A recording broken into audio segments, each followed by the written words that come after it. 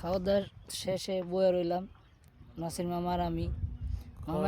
শেষে একটু রিল্যাক্স দিতেছি। মামা একটা ডায়লগ বলেন।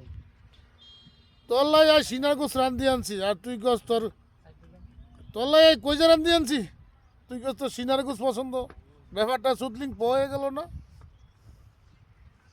ভালো হয়েছে ডায়লগটা। আবার কবে পিকনিক হবো মামা?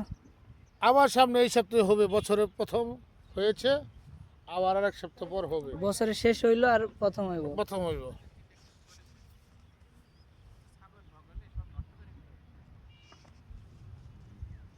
শান্তি শান্তি। ও জিল্লো মাল্ল, ও জিল্লো মাল দে।